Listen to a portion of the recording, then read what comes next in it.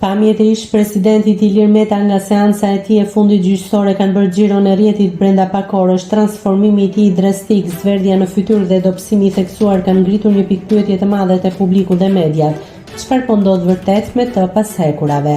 Për të hedhur dritë mbi këtë ndryshim drastik, ekspertja e biokozmetikës Angela Pangji, e ftuar në një studio televizive, ka bërë një analizë të gjendjes së ish kreut të shtetit, duke zbuluar faktorët që çojnë në një pamje të tillë. Sipas ekspertes, zverdhja dhe rënja fizike nuk lidhen domosdoshmërisht me kequshqyerjen, por me një goditje të fortë të shëndetit mendor dhe mungesës së faktorëve bazik jetësor si drita e diellit.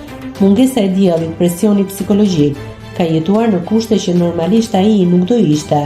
Është thjesht nga rrethanat. Ana psikologjike është numri 1, sepse prezumoj që i kanë dhënë ushqime të mira. Megjithatë, kjo pamje i jep idenë një personi që ka qenë në kushte të vështira psikologjike dhe ka nevojë për ndihmë psikologjike para se të ketë nevojë për atë fizike, shpjegoi Pangji.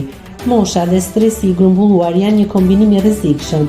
Pangji ngriti dyshimet se qëndrimi në qeli dhe ngarkesa emocionale mund të kenë rizgjuar ose rënduar probleme të tjera shëndetësore që ish presidenti mund të ketë pasur.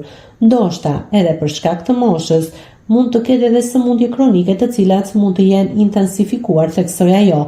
Ky transformim i frikshëm brenda një kohe kaq të shkurtër nuk ka kaluar pa u vënë re nga qytetarët, duke shkaktuar një valë të madhe hamendësimesh, por edhe një lloj keqardhjeje njerëzore. Ekspertja e mbylli fjalën e saj duke theksuar se tronditja e publikut është e justifikuar. Sigurisht, hamendësimet fillojnë e zënë vend, edhe empatia. Njerëzit do të shfaqin atë qoftë edhe ndaj një personi që mund të mos e kenë pëlqyer.